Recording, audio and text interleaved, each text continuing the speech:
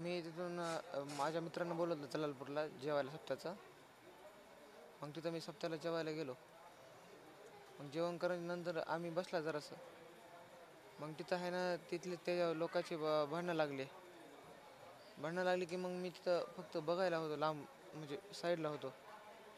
मग तिथून असं भांडणं फिरणं सगळं झालं की आहे ना मी असं मित्राला आहे ना तिकडून परळीमधून शिवाजीनगरला सोडलं आणि तिकडून रिलायन्समध्ये जाऊ लागलो. म्हणजे रिलायन्सपाशी आहे ना त्याला माहीत होतं का की मी येणार आहे म्हणून तिकडूनच.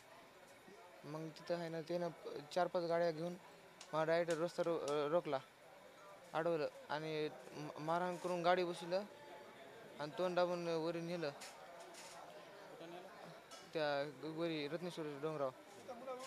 आ आता बघितल्यासोबत ओळखतोय.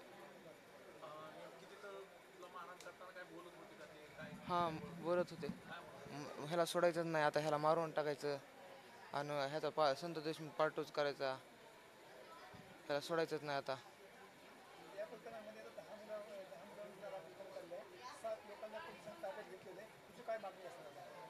त्याला सोडायचंच नाही, त्याला फाशीच द्या आता. ते मारून टाकत होते त्याला, माणसानं बघितलं नसतं तर मी जिथंच राहत नव्हतो साहेब. ते तसली म्हणजे कत्ती होत्या, अजून लोखंडाचे रॉड होते, असे असे बांबू होते म्हणजे लाकूड. वरून ती दारूची बॉटल असते का, दारूची बॉटल फोडले म्हणजे डोक्यात घातली पण फुटली नाही ती, पण अजून घालू लागले. माणसामुळे वाचलं नाही तर. गांजा गांजा वाटतं. हां.